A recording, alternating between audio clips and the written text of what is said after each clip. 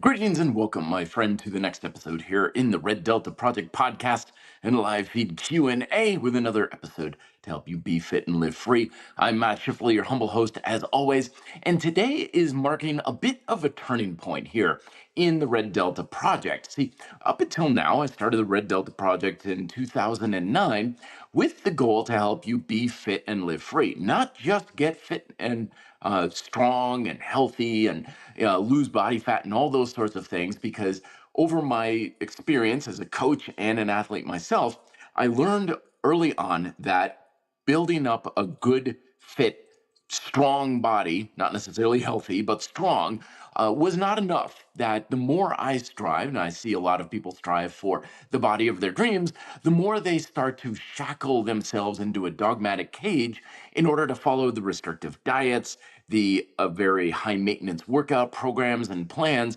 in order to get the results they want. So there's always this tug of war between what I want at a physical performance and my results and the personal freedom and lifestyle independence that I enjoy. So I created Red Delta Project to help you achieve both, and to not have to sacrifice your freedom and independence for the sake of fitness, and actually to help you achieve more freedom and independence, which amplifies your health and fitness.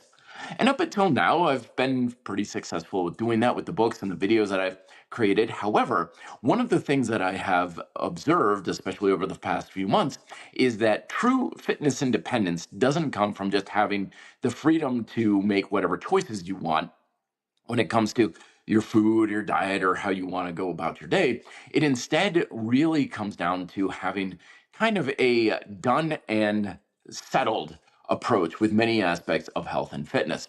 This especially came true to light when I started to really hone in on things like diet and body fat management. Because when I was first getting into fitness for the majority of my life was basically ruled by whatever I was putting in my mouth or the number on the scale. Food ruled my life. Literally, my entire self worth and my emotional state could be made or broken just by what I had for dinner that night. And it was primarily that type of restriction and shackles that I was trying to break free from for much of it. And through understanding the fundamentals of how body fat actually works and healthy eating and stuff, I reached a point where it wasn't so much that I was free to eat whatever I want and do however I like in the gym and stuff, but it was more of a freedom of achieving kind of this ability to transcend the need to even worry or think about it, kind of like getting the whole weight management or body fat levels taken care of. Like, I don't need to diet. I don't need to worry about what I'm eating. I don't need to weigh myself. I don't need to do anything for the sake of burning fat and calories. As far as I'm concerned, my ability to manage my body fat is one of those things that I've just kind of checked off on my to-do list, and I never have to really think about or worry about it again. That doesn't necessarily mean that I don't have healthy habits and I'm still not proactive in things like diet and exercise, but it's essentially taken care of. And it always reminds me of that scene from like Forrest Gump, where he opens that letter from Lieutenant Dan, who invested a bunch of money into Apple computers. And Forrest was like, "Oh, good news. We don't need to worry about money no more." And I thought, that's a good thing, one less thing kind of thing. Well, the goal of Red Delta Project is to get to that point with fitness, not to just build bigger biceps and better abs and lean body fat and get the results that you want, although that's certainly part of it, but to basically help you achieve a state of fitness independence where you don't have to worry about this stuff anymore. It's done, it's solved, it's in your rearview mirror. And now you have the empowerment to take care of your health and your fitness to get what you want out of it, but also the independence to live life on your own terms and to not feel like you have to spend most of your attention and your energy just taking care of your health and fitness. And in order to do that, what I'm going to start doing from here on out is to change how I'm structuring a lot of the information that I'm putting out there. And instead of piecemealing information, like, okay, here's a video about how to structure a workout program better, or here's this podcast about building this muscle up, or whatever. Instead, what I'm going to be doing is holding what I call my essential Delta sessions. For 1 week or 2 weeks, depending on the topic, what I'm going to be doing is honing in on a single topic in fitness. And my goal with the following podcast, videos, short form videos, maybe even a book that I may put out during that week or two, is to basically take that topic and solve it for you, to get you to a point of understanding about that where you're like, I'm done, I'm finished. It's in the rearview mirror. I don't have to worry about this anymore. There's no paralysis by analysis. I don't need to be searching online for endless information and expert opinions about, okay, what is this guy saying? What is that guy? To basically get to a point where it's like, yeah, I've got it figured out. It's not going to be like everything you ever need to know, because that's one of the beautiful things about personal growth is you can always learn more. But it does stem from the idea that the majority of information you need to know about most topics in life and fitness, you can learn in a relatively short period of time to get the lion's share of what you want out of it. And then if you want to keep diving into the rabbit hole and getting more information, you can, but it's probably not going to be really all that impactful. So the first Delta session that I'm holding, I kind of did a little bit of one last week when it came down to volume training and how much workout volume you have. But this one for this week is core training. My goal is to give you a game plan and strategy framework to basically solve core training for you for now and for the rest of your life. So you never need any new exercises, you never need new workout programs, you never need to know, like, what do I do for abs and what do I do for this and that and all these other sorts of things. It's like done, fixed, solved, and complete. You never have to think or worry about it that much anymore, except for little tweaks here and there. And that's the content strategy for Red Delta Project moving forward, is to solve fitness for you, to finish the journey. Because a lot of times, we get into these things of like people who are trying to lose body fat, or they're trying to manage their fat levels, and it becomes their sole focus of their fitness game for years, decades even. I know people who have spent a very big chunk of their life trying to manage body fat levels.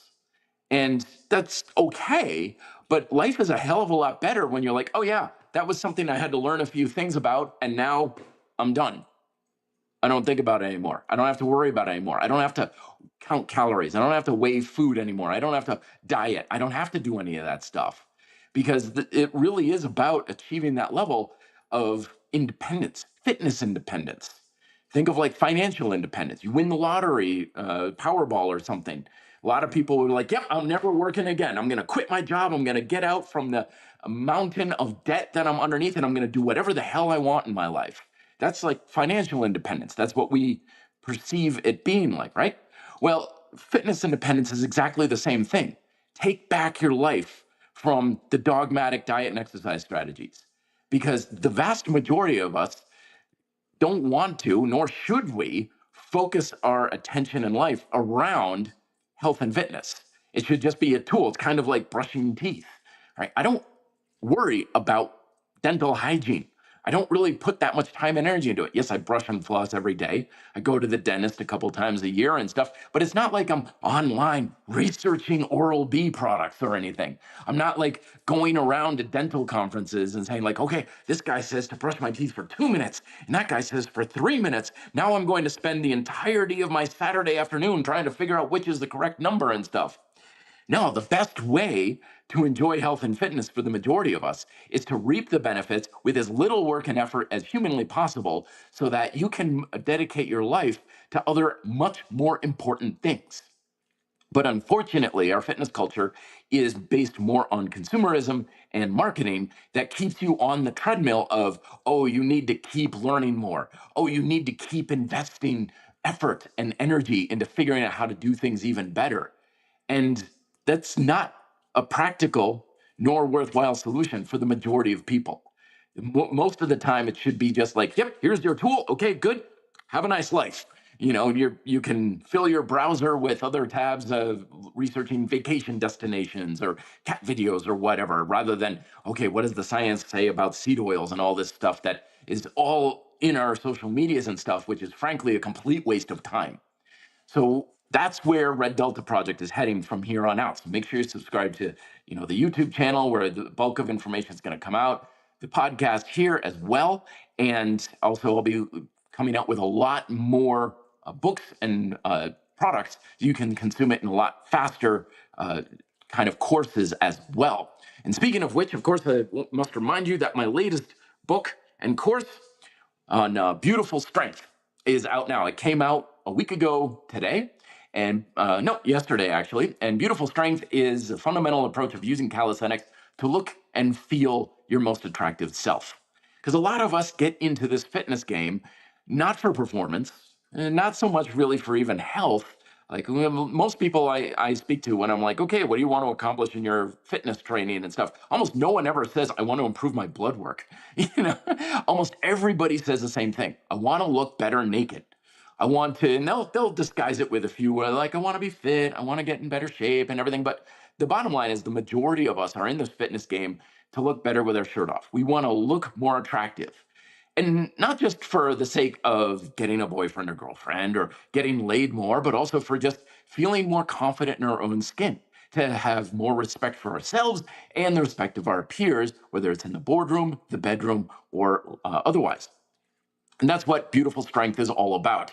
And I got a link down below in the description if you want to check that out. Paperback, Kindle. The PDF is over at reddeltaproject.com. So that link for Red Delta Project is down below as well. So today we are starting our journey into core training. This is the first episode here in the Delta sessions. And like I said before, my job is fixing core training, like to get it solved. You never have to learn anything else beyond what I'm going to talk about in this podcast and the videos I'm going to be releasing over this weekend. It's like done, finished, and then from then on out, it's just making little tweaks. And that's what we're going to be doing today. But first, let me get to a couple of questions here. My man Zaid saying, man, well, waiting for your answer about my chin-ups plateau. Yep, I can increase my weight from 6 kilograms to 7 reps, 8 kilograms for 7. What do I make of this observation? Not much. So you're fine tuning and you're getting a little bit lost in the weeds here a little bit, Zaid. So when it comes to plateaus, particularly with a performance thing like how many reps you can do and weight and stuff, don't try to do anything with weight and reps for a while. Instead, just focus on technique and muscle activation, building more stability in the back. Particularly, that's the weak point for a lot of people with pull-ups. Go heavy, go light. Yeah, do it all. Do it all. Do the 6 kilogram for one workout. Then do the 8 kilogram. Hell, do 12 kilograms. You know, and get 3 repetitions and stuff. Play around with it. When we're in plateaus, sometimes it pays to explore some different avenues. Try to see how many reps you can do in 3 minutes. Try to go really heavy for 3 repetitions. See what you can do with explosive pull-ups.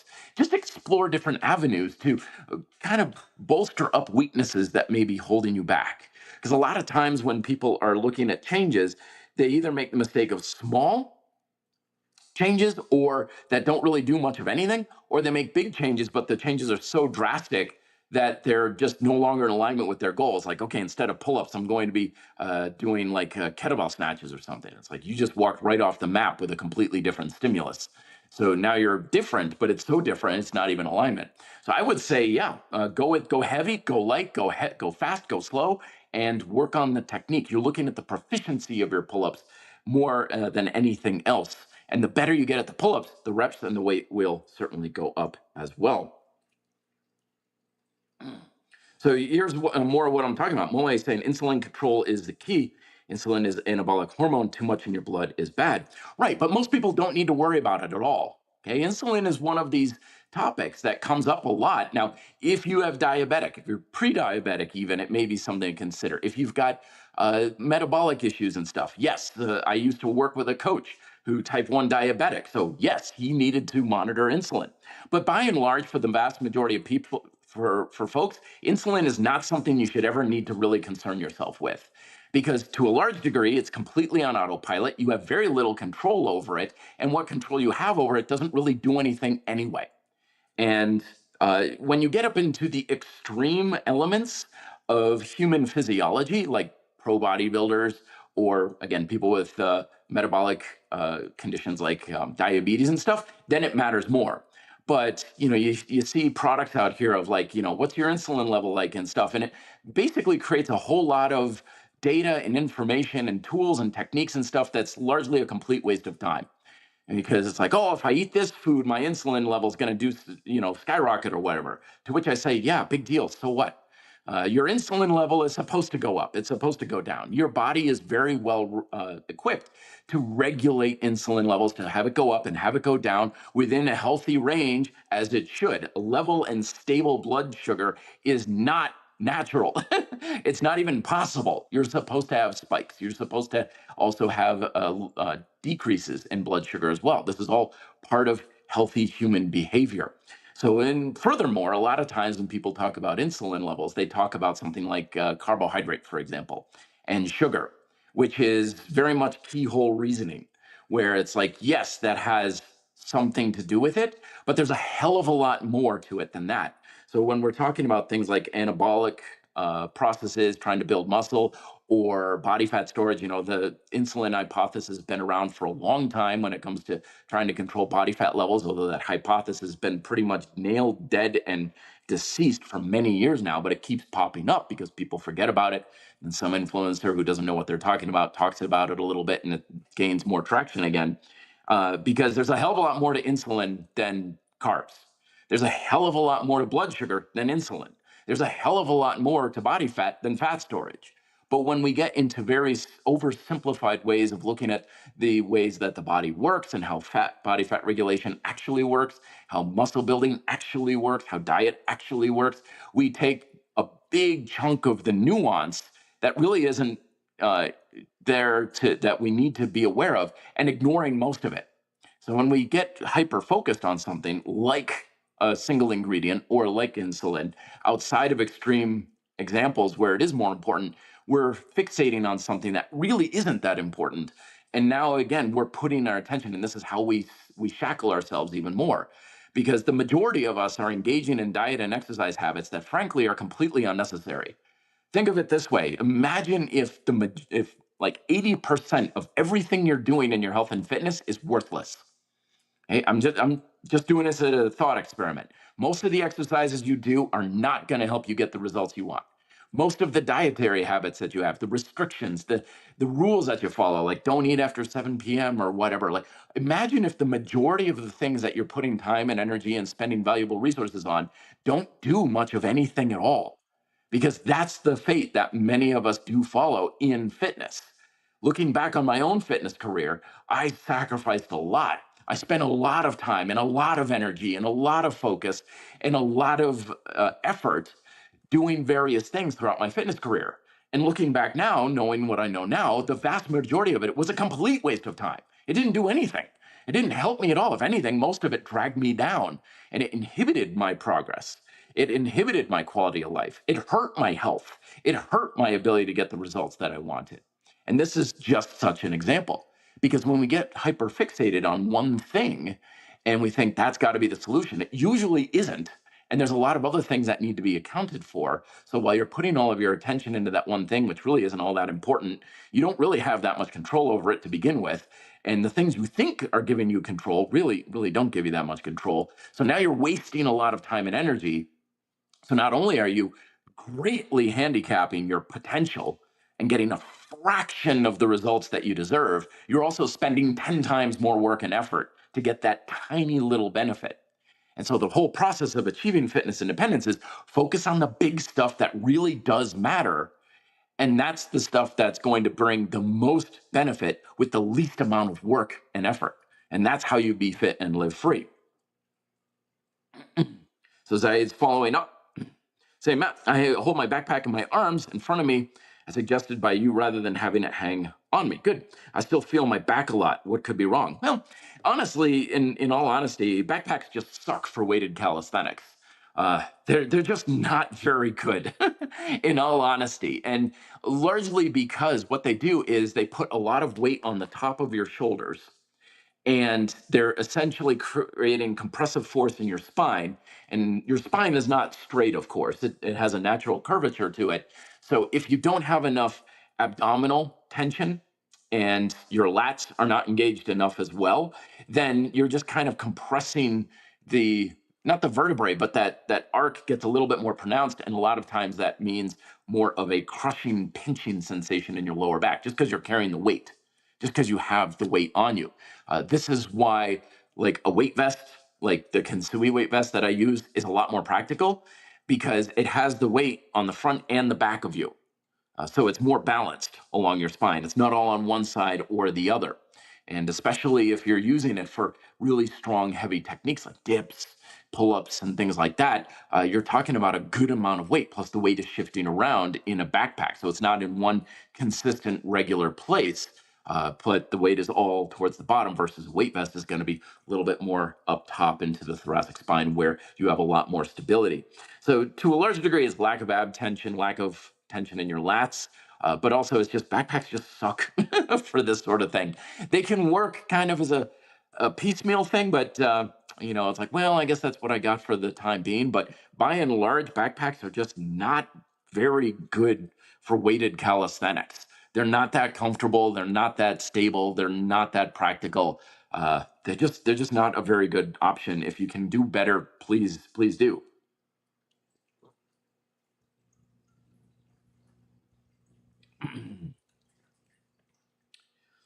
Oh, sorry, I got that one. So we're talking core training today. So let's start off by taking out the trash. I like to do this. I did this in my latest book, Beautiful Strength, because when it comes down to addressing the effective ways to change how the body looks in the mirror, it helps to clear out a bunch of the myths and misconceptions and mistakes that are often holding you back. And I did that in Beautiful Strength because a lot of stuff, the reason why people are holding themselves back in changing their body to look better is because they're still following a lot of those old myths that keep holding them back.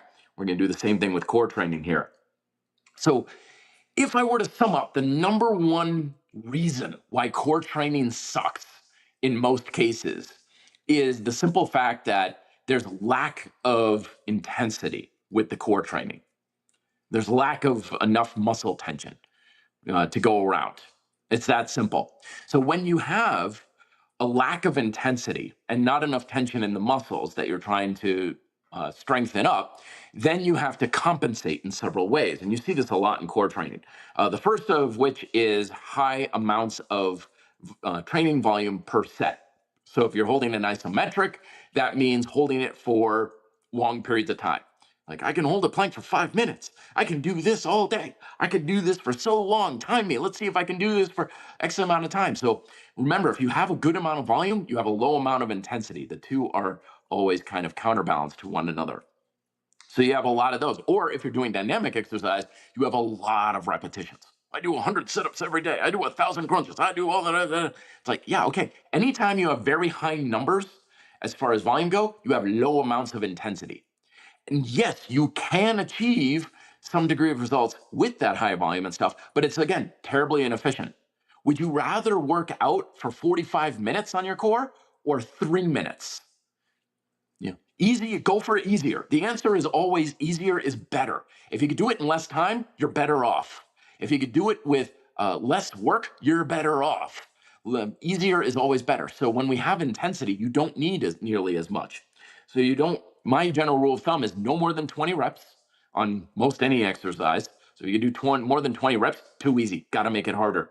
And if you could do it for more than 20 or 30 seconds, again, too easy. Got to make it harder kind of thing. So we need higher intensity for lower volume. Also, with a lack of intensity, a lot of people with their core training include a lot of different exercises. And this is usually around the mistaken idea of like, well, the core's made up of all these different muscles.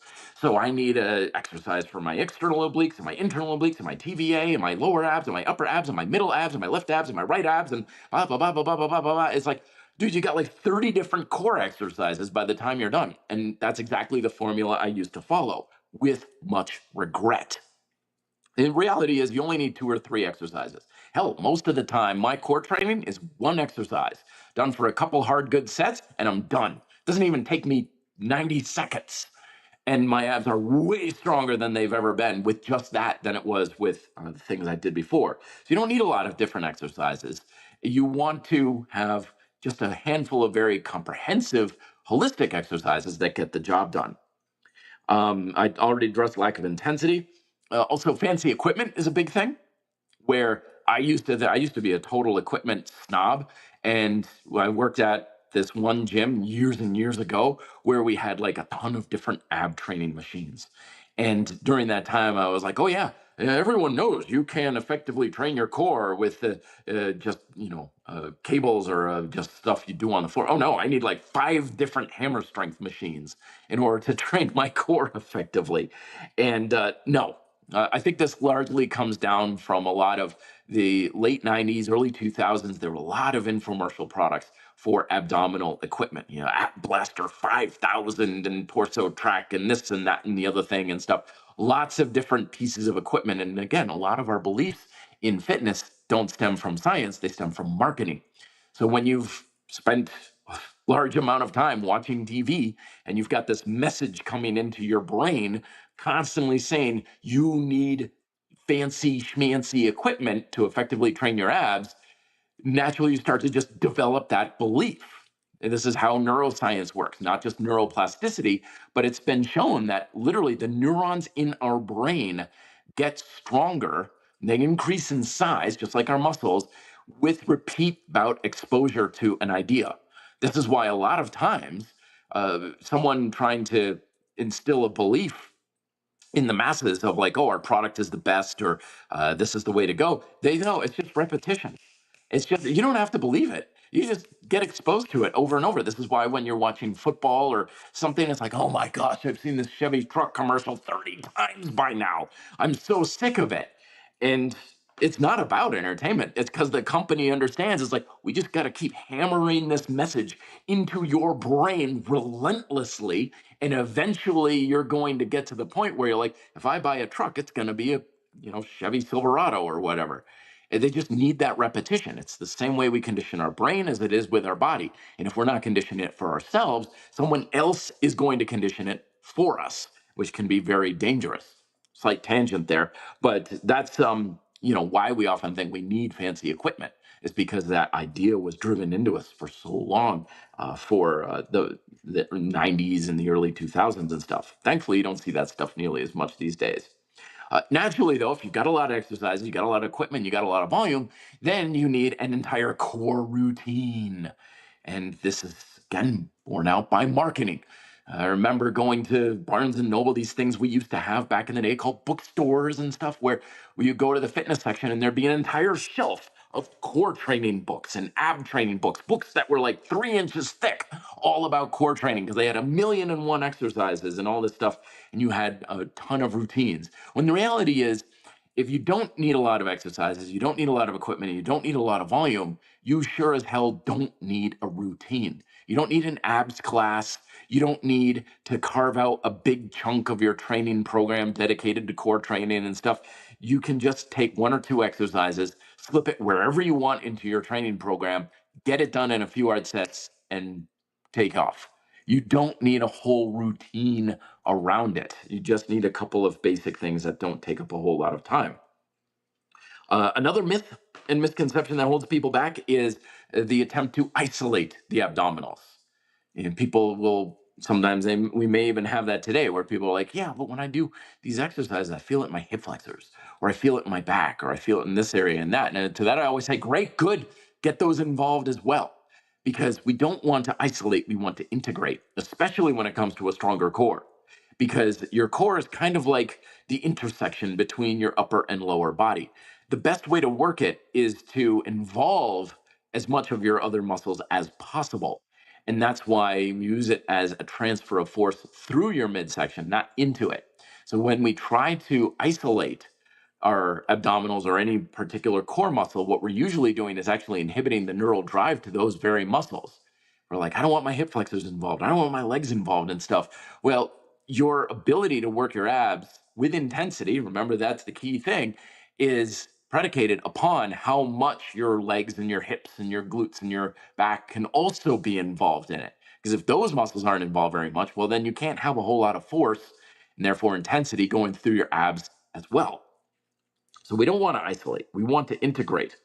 And the last myth that I'm going to talk about is that core training is going to make a substantial difference in how your core or your midsection or your abs look in the mirror. And I'm going to explain why that's not necessarily the case here in a minute, but we're going to go right into a couple more questions. Doc Smith, Jim Palestine. Load in my head was improved, engaged my core on a whole new level. Yeah, and also had dozens of other benefits. I would love to see you react to trying it. Matt, only in my head.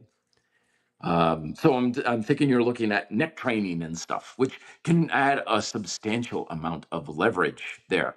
And a lot of effective core training exercises rely on leverage for intensity. So if you're loading your head with some sort of like a neck style brace or a neck plank or something like that, that can really add a lot of leverage and intensity to that sort of thing. Absolutely. I'm only following up on things, saying yes, he's on it. He's on insulin, so yeah, it's something you need to pay attention to for sure. Breakfast includes eggs, cottage cheese, no carbs, no sugar. For that, I can manage 5 to 6 hours and not feel weak at all. I mean, after carbs meal, you want soon more because your sugar levels drop. Not necessarily, my friend. Okay, so this is the big thing about the insulin hypothesis was that if you eat carbohydrate, then your blood sugar spikes, insulin rushes in, and then it takes too much out, and then your blood sugar drops and you get weak. But there's a ton of nuance to that. That's not going to happen just because you eat carbs. You can eat tons of carbs and never have that happen at all. But again, if you have trouble with regulating blood sugar, which is a totally different scenario, then yeah, that can happen. But if you add a few slices of bread to that, that's very different because insulin and blood sugar regulation also depends on your total calorie intake, your total amount of carbs, not just the fact that you are eating carbs, also fat and protein. So if you had like a slice of white bread, that's a very different scenario for your system to handle than if you had that slice of white bread with peanut butter, with eggs, with fat and protein. That's very, very different. The whole digestive process is going to be completely different from that. So usually what ends up happening when it comes to drops in energy levels and stuff, it's not so much carbs, but the total amount of food you eat. It also can be highly indicative of not eating enough beforehand. And this is something that I've witnessed just in myself as well, is if I go too long without eating, like if I have a really busy day at the gym and I just can't get food in my system for like 5 or 6 straight hours, I get really hungry and I get really tired. But then when I eat, and of course I'm hungry, so I eat a good amount, then I'm exhausted after that too, because I've just eaten a huge amount. All the blood's rushing to my stomach. All I want to do is go and take a nap to a large degree because I just ate a huge amount. It wasn't the carbs, it was the total calories. And the fact that my body is finally saying, great, we've got food, everything shut down. So you went from kind of a fight or flight to rest and digest sort of thing. And that's a natural thing that happens with food is we're supposed to have a lull of energy after eating to some degree. That's usually what happens. It may not always be noticeable, but that's how the human body is set up is after we eat something to not exactly feel like, woo, I'm going to go and run a mile. It's like, no, we're geared to kind of lay a little bit low right after eating something, regardless of the content of it. So energy level is supposed to drop off a little bit. But again, it has much more to do with total amount of consumption, total amount of calories, and the mixture and the composition of the macros as well.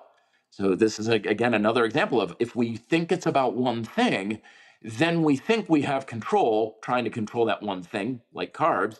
You really don't actually have that much control over it. And you're still very vulnerable to the things that you're trying to avoid, even though you think you have control, but it's more of the illusion. So it's more about total amount of food and also things like fiber content can play a role, fat, protein. I've known people who are like, yeah, if I eat a whole lot of protein, my energy level crashes. Because remember, insulin level is also released not just from carbs, but also many protein sources. You have more of an insulin spike eating steak than you do from white bread, or it's on par. It's about the same thing. Same thing with whey protein, because a big part of insulin response isn't what you're eating, but the refinement of what you're eating. So if you have like a really refined source of protein, like whey protein, your insulin level is going to spike because insulin is not a fat storage hormone. It's not even a sugar storage hormone. It's just a storage hormone. And the faster that you digest whatever you're consuming, the more your insulin level is going to spike, because it's like, great, I don't need to do a whole lot to break this stuff down. So you get a rush of the stuff into your system. And that's why you have a lot of insulin, is you're supposed to, because you got to be able to use it and store it and implement it. And that's why insulin is a very healthy thing in most cases. But it's not, again, we don't want to get too focused on just one thing. It's also about what is the refinement of the thing that we're consuming as well. Dave 9503 is saying, "Matt, what's the brand of the pull-up bar on the mall?" So let me try and, so that there, my friends, that is a Wild Jim Dash. It's an interesting name. My buddy Dan Vincent, he's got a lot on the rucking world these days. Well, if you go over to wildjim.com, you'll see a bunch of his products. He's got a suspension setup called Pocket Monkey, and the ruck pack. He just created the Featherlight ruck pack as well, which is very interesting. I've got his older ruck pack myself, and that's one of the things he invented, was this dash. I was talking to him one time when I was moving into this place. Used to have the Dragon Door Bodyweight Master, which was a freestanding unit. I'm like, I don't have much room in my apartment. He's like, oh, I'll get you a dash, and we'll just mount it to the wall. And it's great. It's a fantastic unit, solid, beautiful in aesthetics, built very well. I don't know if he still sells it though. I don't know if it's still available. But yeah, wildjim.com is where you can potentially find that.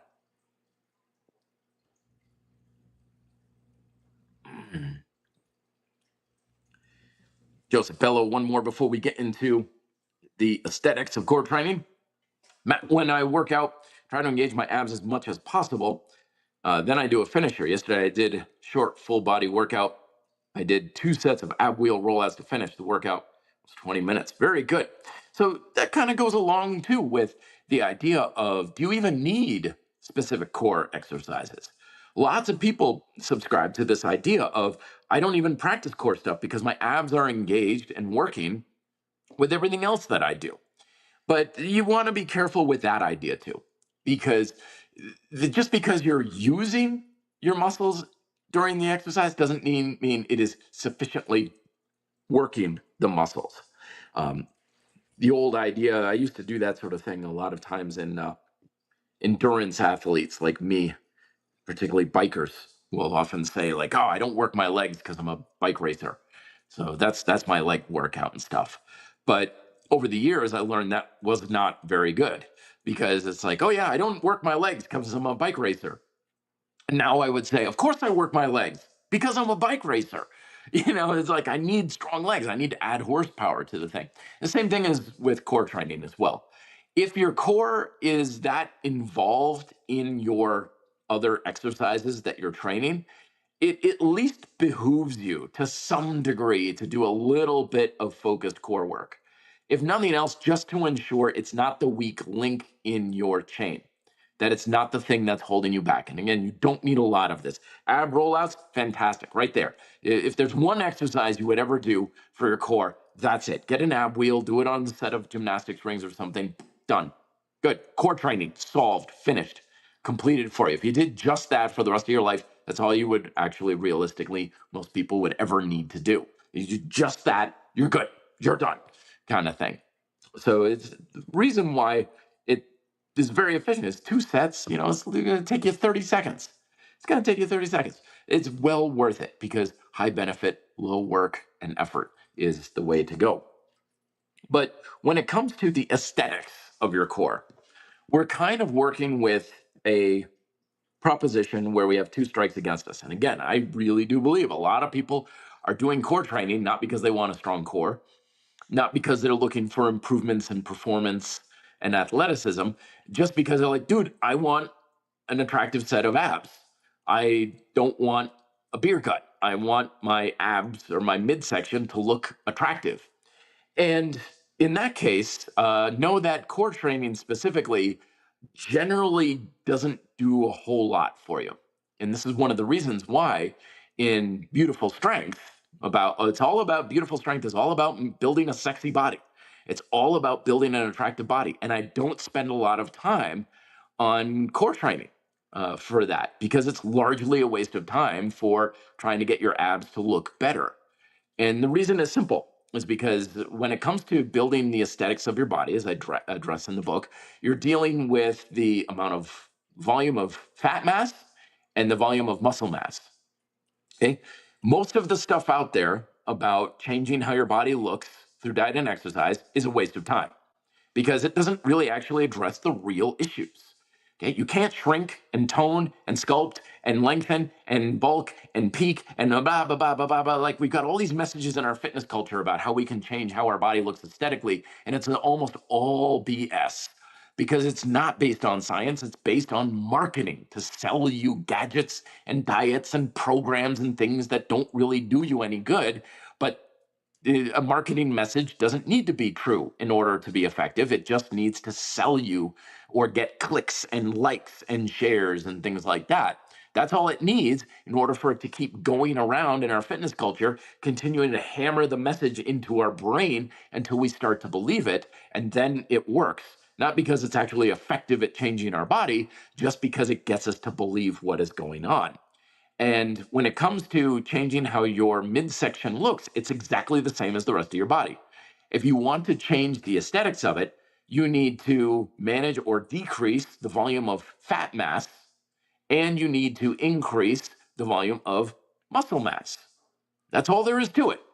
And for all aesthetic augmentation, it's just more muscle, less fat. That's all it is. That's all you can do. There are no other options than that. The challenge, though, is that that area of the body is particularly difficult in making that happen for two reasons. First and foremost is that a lot of us, especially us guys, we just have more adipose tissue in our midsection. It's just how we genetically are. It's how we are. Years ago, I was at a gym and I got an ultrasound for body composition done. It's a really cool device. I'm surprised I haven't seen more of this. It literally just plugs into an iPad, and they could show me visually, like, this is the layer of fat you have and this is your muscle underneath it, and they could show me changes over time. It was wild. And years later, I was at a different gym, and the same company came through, and they're like, "Oh, we can use this ultrasound wand for measuring body fat and body composition." And they still had me in the system. I was like, "Oh my gosh, I'm still there. Okay, let's compare then and now." And at that time in my life, I was going through a lot more stress. I had just moved back cross country and stuff. And they were like, "Okay, yeah, body fat level is up, and most of your increase in your body fat happened right in your belly, in your midsection." I'm like, "Yep, welcome to the male gender," kind of thing. It's like, yeah, that's where dudes often have it. So as I increased my body fat level by like 2% or whatever it was, almost all of it was in my belly, because that's just where I have most of my adipose tissue. That's where most of my fat cells are. That's just how I'm built. There's nothing I can do about that. So when you have a propensity to store fat in the midsection, plus the actual muscles in the core, in the midsection, especially the superficial muscles like your rectus abdominis and your external obliques, they're not big muscles. They're not really thick muscle bellies. Because again, it's all about changes in volume. And changes in volume are always easier or harder depending on the volume you start out with. So, this is why in Beautiful Strength, most of the effort for changing how your body looks naked is based on push, pull, and squatting movements, because that addresses the big, thicker muscle bellies in the body. That's where you're going to make the biggest difference in the shape and the aesthetics of your body. With those thicker muscles, your quads, your glutes, your lats, your chest, your biceps, your triceps, things like that are thicker, bigger muscles. So you increase their volume by a percentage, and it makes a big difference visually. But when it comes to things like your rectus abdominis and your external obliques, these are not thick muscle bellies. These are not big muscles as far as thickness goes. So if you can even increase them by 30%, which is huge, you're going from a little to a little more. And that's it. So you've got this kind of 1-2 punch going against you for the aesthetics of your midsection. You tend to have more fat volume there, and you tend to have relatively little muscle volume there. And since changing the aesthetics of your body depends on more muscle, less fat, but you have a tendency for more fat and less muscle, you're kind of at a genetic disadvantage with that. And there's a lot of genetics that do play a role. Some people don't store that much fat in their midsection. Some people just have more fat there. Some people just have thicker muscle bellies.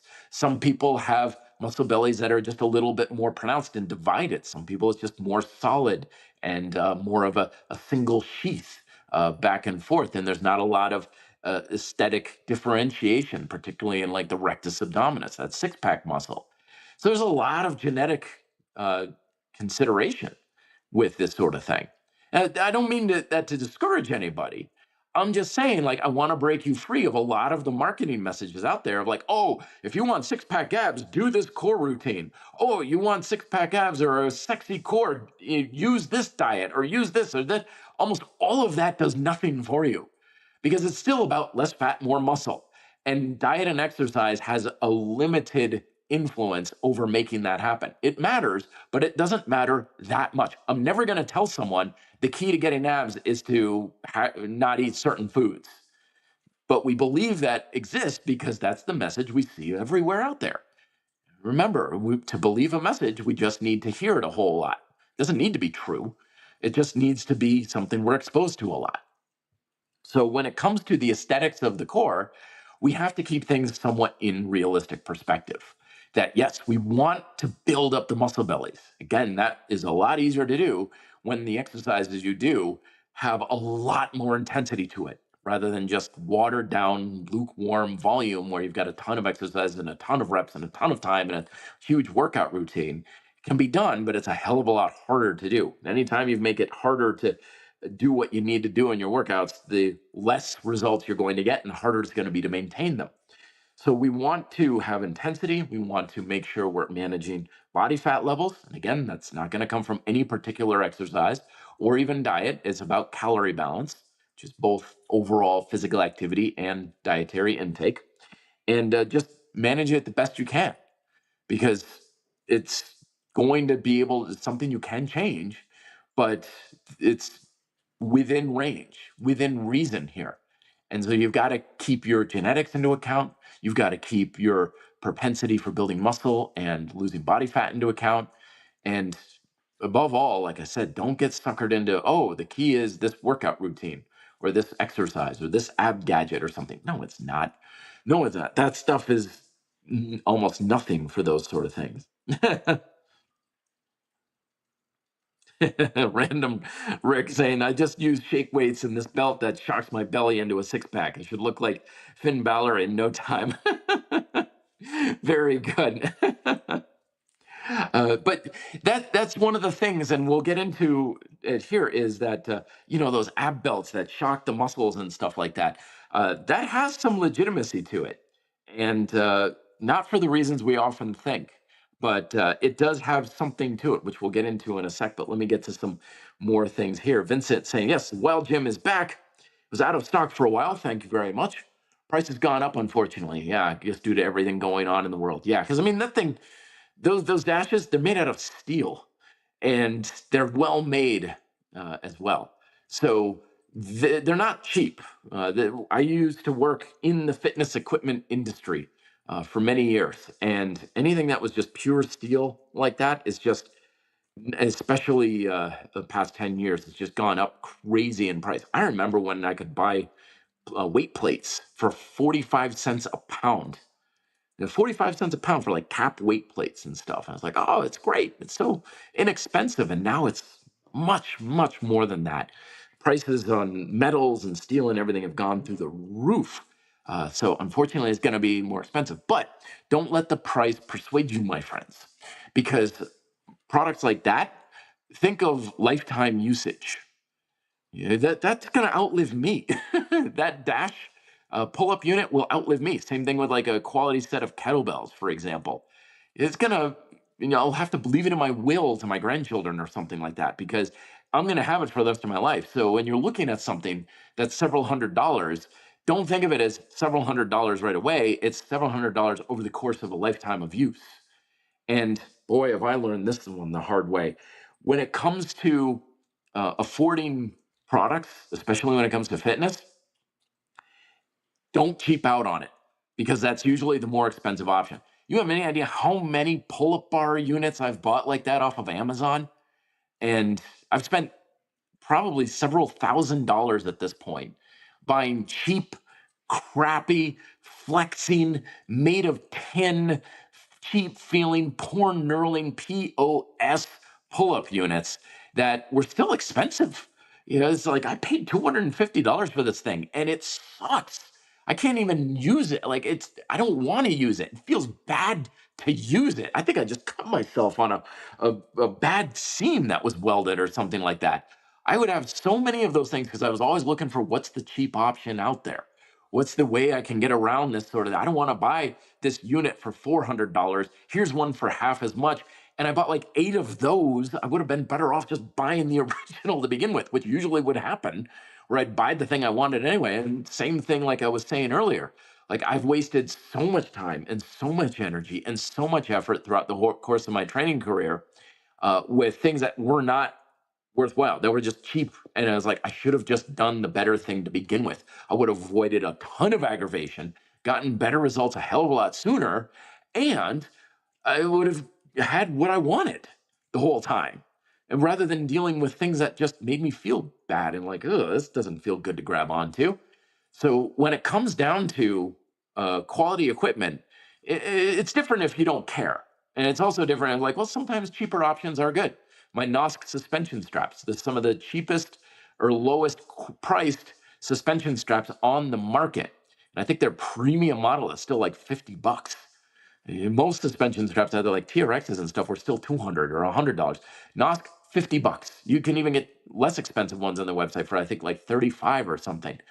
Top quality product, highly recommend and endorse them. I've got all this stuff on my website if you want to check them out for more information. So sometimes cheaper can be better as far as price goes. But if you know you want something like, okay, that Wild Gym Dash, I've used it or I've seen it and I really like it and stuff, it's out of my price range, then save up. Save up.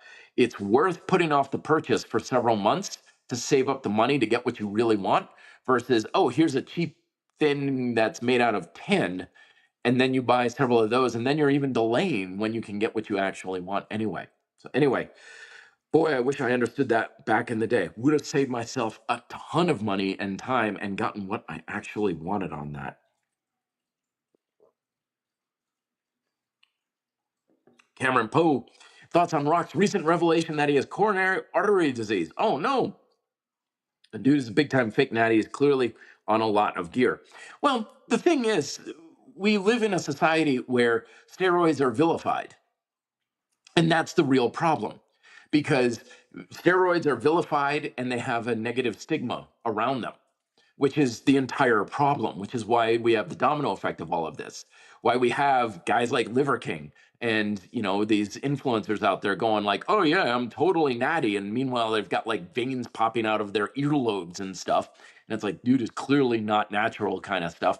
But the reason why they're lying is because they have to because they have to protect their interests. They have to protect the interests of the companies they're working with. Lots of them, I've known guys who have done this sort of thing where they're like, I want to come clean. I want to tell people I'm on drugs, but I'm literally under contractual obligation under these companies not to tell anybody. So it's a case of branding and once again, marketing. It's another symptom of the fact that our fitness culture is based on marketing, not science. And because they have to lie about it, they need to. And sometimes, yeah, it's ego. Sometimes they're scamming us, and sometimes they're under contractual obligation not to tell anybody about it. And so when they have symptoms like coronary artery disease, and it's like, okay, that's also correlated with steroid use and abuse and everything like that, people are like calling them out on it. Now they're in a very difficult situation of like, I know the writing's on the wall. I know no one believes me, but I still have to claim this stuff, because I have to protect my brand. I have to protect the brands that I'm representing. And I'm not talking about just fitness brands like he's in a movie where he had to be this big, jacked, strong, tough guy. Well, he's got to protect those brands. Yeah, so it's a very systematic thing that all boils down to the vilification of steroids. And if we got to a point where like, okay, steroids no longer vilified, it's no longer carrying this negative stigma to it, all this, I really do believe, would just go away. Because they could be like, oh, yeah, I'm totally on juice like crazy. And then people would be like, oh, yeah, okay. And no one would care. No one would really have this false perception about things because, like, we're talking about core training here. And it's like, well, you look at that guy over there and he's got like abs that look like stacked bricks and they're practically spilling over the belt of his jeans.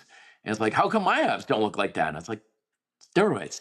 One of the telltale sign of heavy drug use is very prominent enlargement of muscles that don't grow very much.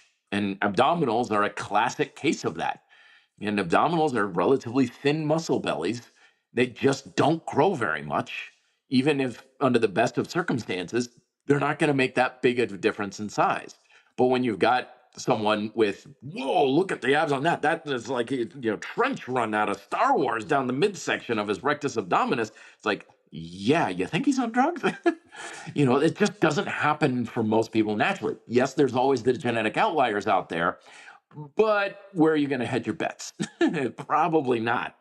So when things like this come up, it's a symptom of, again, the marketing messages in our fitness culture and, the fact of, the marketing of steroids being vilified. And if it's not, then it would be a heck of a lot of a healthier representation of the use of drugs and the use of uh, enhancement techniques for people. Because, yeah, you talk about professional ball players, you talk about movie stars who are literally paid millions and millions of dollars to be in a movie.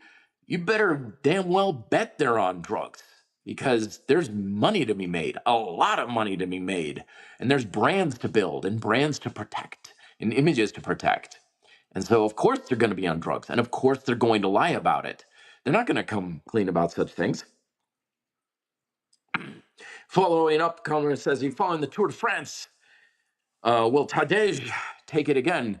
Dude, I have not followed cycling since the Armstrong and Landis days, largely because I'm just not that much into cycling anymore. I'm not much into racing and stuff. It's amazing what those guys do, but I'm not in that culture anymore. So no, I haven't been following it very much. I don't even know who this Tadej dude is. So that tells you right there. But I was really big into it back then, But again, there's another example. Like Lance Armstrong was lying about his drug use. Of course he was lying about it. He was supposed to lie about it because it's illegal. And yet he had a brand to build and a brand to protect. And, there were businesses to build off of that. And there were livelihoods at stake. There were children to feed, the racers and stuff. So, of course, he was on drugs. And of course, he was lying about it. I wouldn't expect him to come clean about it. And yeah, it's the same thing. It's stigmatized. But I'm not one of these like, oh, we should legalize everything kind of guys. But boy, it would be interesting if they made performance enhancing drugs a little bit more mainstream to see what would happen with sport as a society and stuff. So, okay, let's talk turkey here though with core training. Let's talk about exercises. The rock bottom things that I would recommend. First and foremost, I alluded to earlier about the ab belts having some validity to them. This is EMS, electronic muscle stimulation. This is an age-old technique, been used for many years. Like 20, 30 years ago, I actually had a neighbor who was a physical therapist, and she let me play around with her EMS machine where you put the pads on the muscle and they shock the muscle and oh dear Lord, my muscles are going crazy kind of thing. I thought that would be a really fun thing to play around with. Instead, I'm just on the couch, like jerking like this with the pads on me, going like, yeah, this is better than working out. Well, not really. But it's overcoming a big problem. EMS is used particularly when tension control is very low or even largely absent in physical therapy patients due to injury, due to chronic muscle loss, due to anything that disrupts the neural drive to the muscle. Because remember that the tension in the muscle that makes exercise work and makes it build and get stronger and stuff, that tension is driven by your nervous system, not the exercises that you do. Okay, so there's no exercise that works your abs. Instead, you engage and work your abs to do the exercise. Okay? If I jump on my bicycle right now and point it up Lookout Mountain, I'm not going to be like, okay, go. I'm not moving anywhere. It's like, of course not, dumbass. You move the bicycle. The bicycle doesn't move you. Well, it's the same thing with exercise. You do the exercise. The exercise doesn't do it to you. And so when people have trouble engaging their abs, which is extremely prominent, very few people have trouble engaging their abs. You can even test it right now. Just sitting or standing, wherever you're listening to this, flex your abs. Now, I would bet dollars to donuts that the majority of you listening to you can't do it, or you can't do it very well. You're like, I think my abs are kind of on, maybe, sort of. It's like, no. Muscle tension is one of those things that should be very prominent. Like, tense your abs. Oh, Jesus. Oh, man, they're on. Oh, burn, burn, burn, burn, burn. Oh, that's how it's supposed to feel. And a lot of times you might be like, okay, turn on your abs, and you're like crunched up like Quasimodo and all hunched up and everything. It's like, okay, that's a start. But can you just flex them naturally, just standing? So if you have trouble engaging your muscles, that's always where a lot of problems start, because you can only work a muscle to the degree you can engage it. If that tension control to the muscle, or the mind-muscle connection, however you want to put it, is poor, nothing you do will ever work. No exercise, no routine, no gadget, no technique, nothing works very well, because you literally can't get enough tension in the muscle to sufficiently train it. But the opposite is also the case. If you improve the tension control to the muscle, anything you do works. Everything, every exercise, any routine, anything that puts at least some degree of resistance to the muscle will work pretty darn well. So that's why tension control is such a foundational, a fundamental element in all physical training. That's why I wrote Overcoming Isometrics. That's why I have tension control as a warm-up in beautiful strength as well as grind style calisthenics. For everyone I do, tension control is always something we can improve upon, and it's always essential. So these three exercises are all about improving tension control to your abs to elevate every core exercise and workout you ever do for the rest of your life. So first and foremost is the dead bug. I know this is just a speaking podcast, so I'll do my best to talk you through it, but I've got videos coming out on the Red Delta Project YouTube channel that explain all of this in very high detail, so you know exactly what to do. The dead bug is where you lay on your back, you tuck your knees up towards your chest, you put your forearms against your thighs, and you basically crunch your abs together by pushing your arms into your legs and your legs into your arms. Make sure you're breathing throughout the process, holding 5 to 10 seconds, really pushing as hard as you can. That's the easiest exercise I know of in order to turn your muscles on and improve the tension control in your abs, dead bugs. From there, you can practice hollow body holds, which is very much a similar thing, only now instead of pressing your legs and your arms together, you open yourself up, and now you're adding resistance with your arms going overhead and your legs going straighter out in front of you. And now you're effectively practicing tension control with increased resistance, because a lot of times tension control is harder to manage when you increase resistance.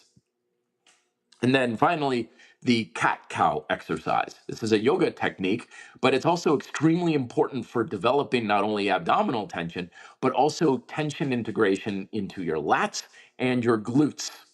Because a lot of effective core training doesn't mean your abs are working in isolation. Remember, we don't want isolation. We want inclusion. We want integration. So the cat cow, when you go into your cat position with your back arched upwards, you're crunching your abs, but you're also engaging your glutes, and you're trying to keep some degree of tension in your lats. So then when you go into cow, when you bow your back down, you're stretching your abs, trying to maintain tension in the abs if you can. Very hard to do. Very few people can do it. While maintaining tension in your glutes, again, very hard to do. And packing your shoulders down really tight with your lats. You almost want to be flexing your lats when you do that. That exercise alone will do wonders for the tension control in your glutes, your abs, and your lats, which will have massive ripple effects in every core exercise you ever do. Plus, it also is a good way to stabilize your shoulder blades, which will dramatically improve the safety and effectiveness of every upper body exercise you will ever do. Pull-ups, dips, push-ups, handstands, curls, triceps, shoulder work, all of it is based upon your ability to sufficiently stabilize and control your shoulders, particularly your shoulder blades. And cat cow is a wonderful exercise for developing that in a very safe and efficient manner. So that's why I have almost every one of my clients start with a cat cow tension control exercise for the back, for the abs, and their glutes. And doing that a little bit, even if you can't feel the tension engaging very much, will pay off handsomely for all core training and all upper body exercise as well, for now and for the rest of your life. So again, I got more videos coming out on this with more detail and everything, folks. Make sure you're checking back. Make sure that you are subscribed and all that sort of thing. But I got those exercises in detail coming out in the next couple days. But let me answer a couple more questions. And if you are, and then we'll go into my best all around 100% recommended core exercises that I always use for myself and my clients. Holy, I do hope I'm pronouncing your name correctly, my friend. My apologies if I'm mispronouncing it. But when you're working out calisthenics, you're also working your core. Absolutely. Push-ups, dips, chins. Do you agree? 100%. Yes. This is one of the big advantages of calisthenics training. You're not sitting down on benches and workout machines. You're not laying down much of the time. I know with some things you are laying down on the floor and stuff like that. But yeah, your core is involved. We were talking about neck bridges and stuff earlier, and I addressed neck training in Beautiful Strength to a degree, because when it comes to the aesthetics of your body, funny enough, the stuff that people most notice are things that we usually don't put a lot of attention to, like the neck, your forearms, and your calves. And because that's the stuff on display. Like I'm wearing a t-shirt, you can still see my forearms. I'm wearing shorts, you can still see my calves. You can almost always see my neck. And one of the big advantages of calisthenics training is that your core and your neck and your forearms and your calves get a pretty strong stimulus through the course of normal training, because your orientation to gravity is always changing. You're not always in an upright machine. And you look at most weight machines, you're sitting upright, same orientation to resistance all the time. But with calisthenics, we got back bridges, we got side planks, we've got sit-ups, we've got push-ups, we've got rows that I'm doing. A normal calisthenics routine, your core, your hips, and your neck muscles are working in various angles against gravity. It's not very hard, but it is sufficient for most people most of the time. But as I addressed earlier, just because it's working the muscle doesn't mean it's necessarily working it enough to get what you want out of it, which is why you still may want to put in some specialty exercises like calf training, like grip work, or neck planks that can be a little bit more to it. By the way, side note, for years when it came to neck training, I've long championed the idea of an elevated neck bridge on weight benches and things like that. And I get criticized like this all the time because it's not a normal way of training the neck. And a lot of people, it's not what people are used to. So people don't, they're all like, this is nonsense kind of thing. But it's much safer, it's much easier to adjust, and it's much more effective in my experience. And my clients will attest to that as well. But this past week, I went and saw the Brad Pitt movie F1. And, race car drivers need a very strong neck because the G-forces on the head, not to mention you're wearing that helmet, are massive. I used to race cars back in the day. We used to do these things called autocrosses.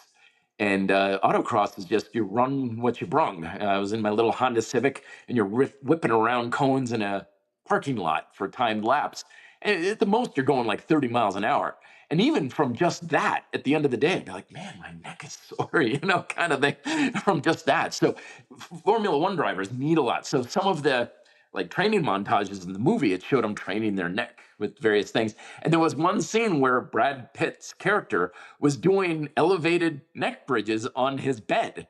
And I almost was in the theater. I was like, yeah, like, yes, that's what I'm talking about. It's like, I know it's fiction. It's a character and everything in a movie. And I was like, that's what I'm saying. Like, that's what I've been talking about all these years. That's the way you do it kind of thing. So it was just kind of cool. It's like watching an old Rocky Balboa training montage and Rocky's doing an exercise you've long been talking about and people have criticized you for. So felt really good to see that in the movie. I was like, yes, he knows, he's got it. He knows what he's talking about.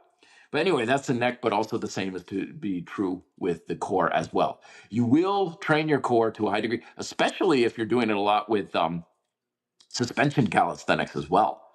Because when you're suspended, either your feet are suspended or your upper body is suspended, you take substantially more core strength to control your body in space.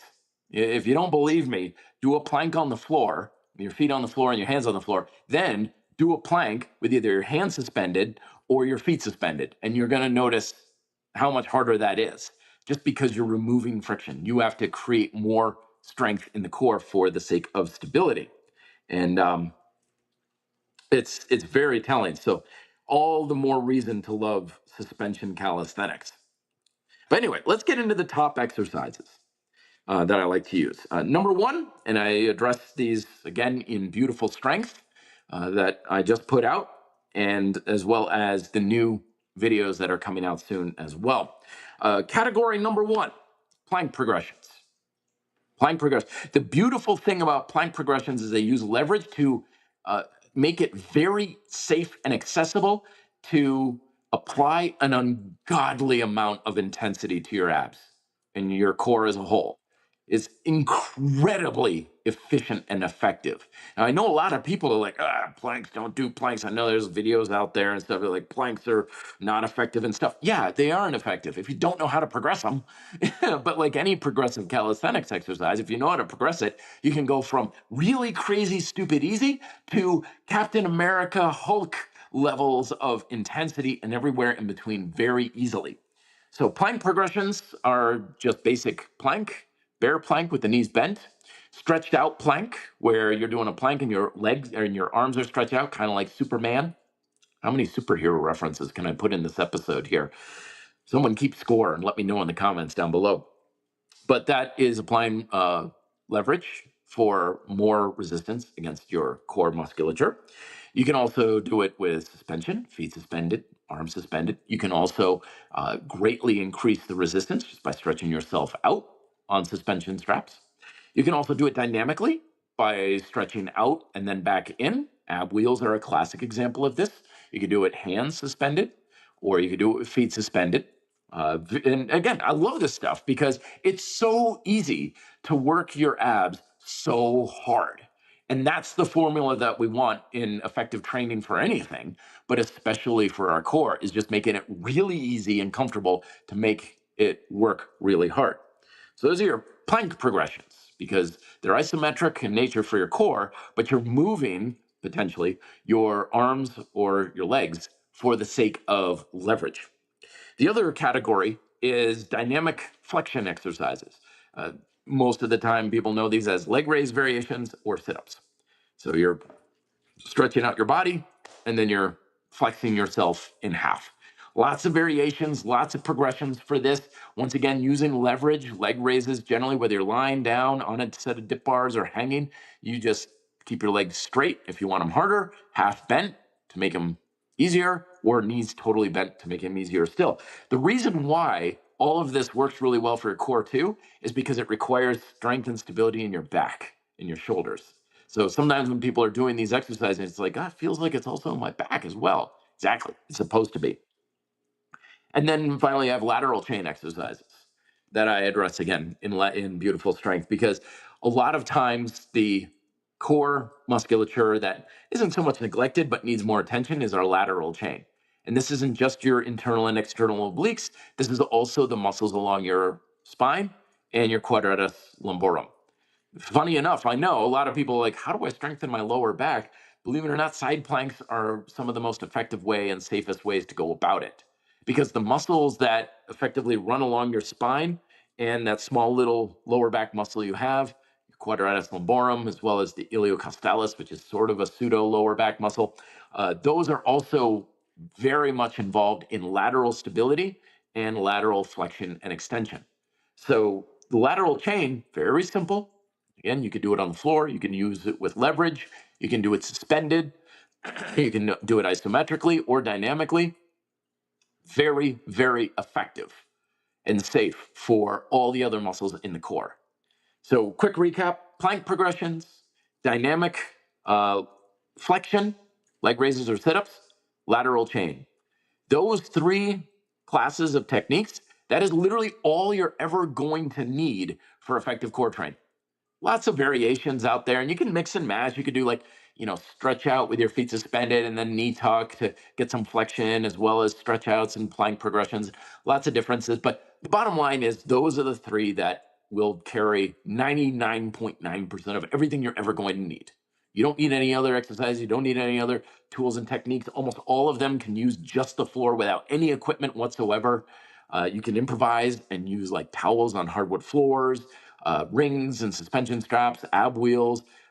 I've even had people just use other people for this. Well, they'll do a side plank or something where someone's holding their feet and they'll just kind of pull their feet away from their arm just a little bit.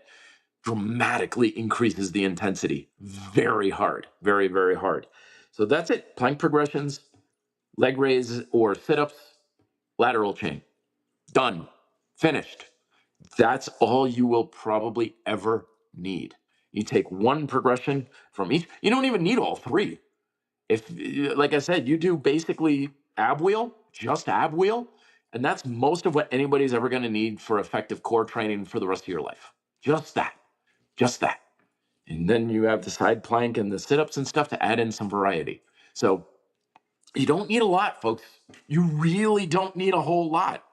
And make sure, again, you're going to be subscribed to the YouTube channel and as well as the newsletter that I have, because I'm going to be posting how to structure these into a little workout. Again, you don't need a workout routine. Just do the exercise however you want. Just throw it in however you like. In the beginning of your workout, the end of the workout, you don't need a whole dedicated workout routine to it. But I will be posting workout routines and how to apply it and some set and rep recommendations and stuff on the YouTube channel as well as on the blog in the coming days.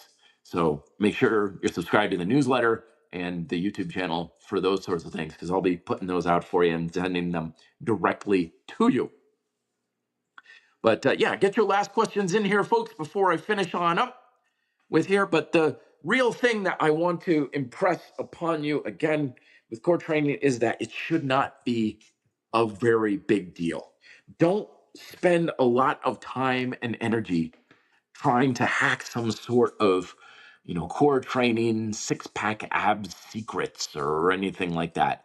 Because ultimately your core training really isn't that much of a big deal. It doesn't do a whole heck of a lot for your performance. It doesn't carry that much influence over your overall aesthetics. Again, the lion's share of what's going to make your body look really good is pushing, pulling, and squatting movements. That's why that's the focus of beautiful strength, because beautiful strength is all about placing your attention and your energy into the things that are most effective, so you're not wasting your time and energy on things that ultimately doesn't matter very much. And that's unfortunately the plight that a lot of us face in our fitness culture, is that we major in minor things. We get very hung up on something that is technically true, but it doesn't matter if it's actually true or factually correct. What we always want to be looking for is, what are the big influences towards your goals and objectives?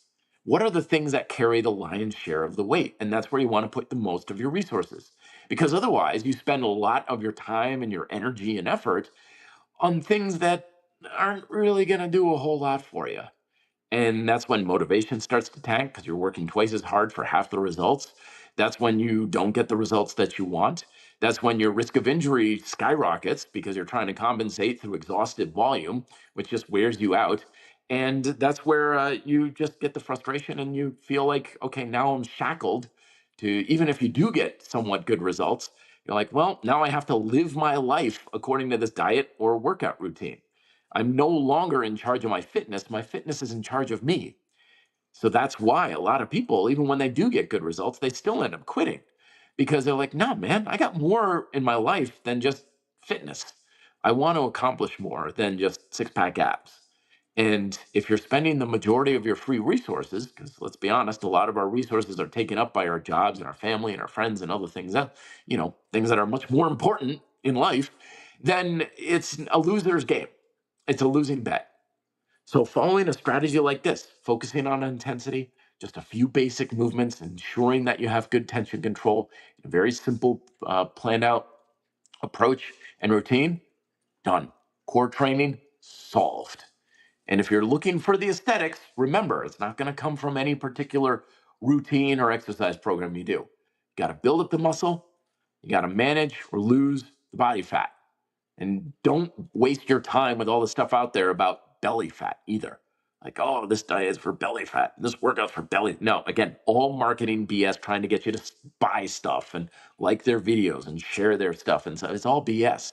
Body fat is just body fat with the whole body. It's all about just straight up calorie balance.